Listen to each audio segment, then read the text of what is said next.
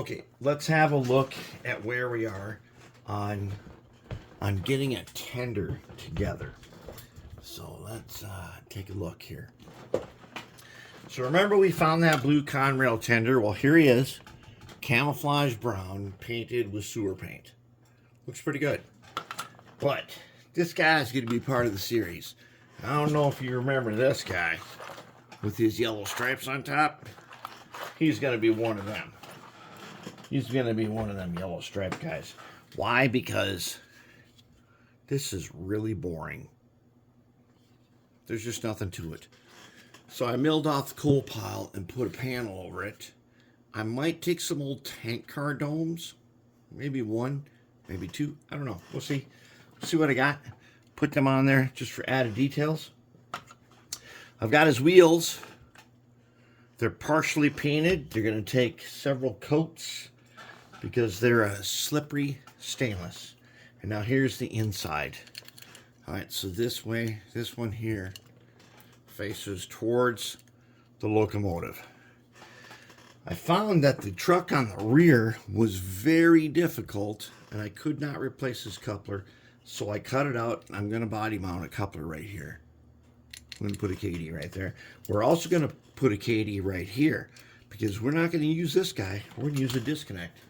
And I have this set and this tool.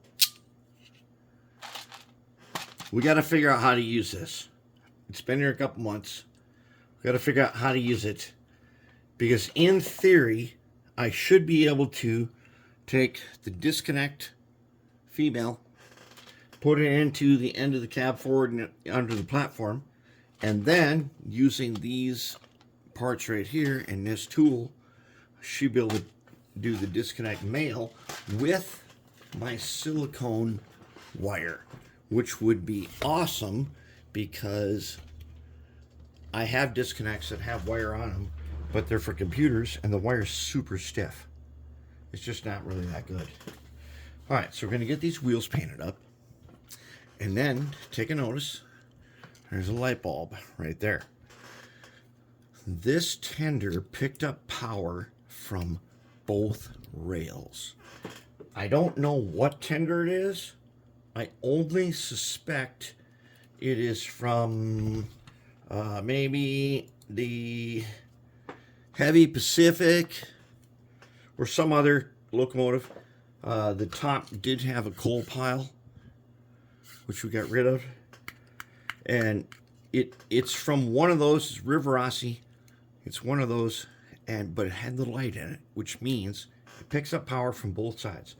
So now if I use that disconnect to connect the wires from here to the locomotive, I can also use this as one of the world's greatest track meeting cars because I'm going to keep the light, and there is a light on the back of the tender. We're going to light them up. This light bulb's burnt out. No wonder. But we're going to do that. We'll put in a bridge rectifier. We'll put in a capacitor. And we're going to fix this tender up. And we're going to remove this piece that used to transmit power. We are not transmitting power by these drawbars. We're doing it with couplers plus a disconnect. And so we're waiting on these wheels to set up, and now we're going to be good. And now we're going to move on. And okay, so here is one of the cab forwards. This is not the best one.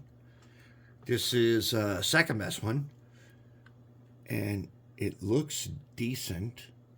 I mean, I do have to change the railing there to silver, I think. I got to look at my pictures again. I either change the whole thing to silver or the whole thing's got to be sewer paint. One or the other. We'll figure that out. What I really want to do is these cab windows and stuff outlined in chrome, but I have yet to see a picture where that was true. It would make them really cool if I could do that. We'll see. We're getting close, and we're getting close. We get this guy together in a little bit. We're going to be ready to do a full power test. And that's where we're at.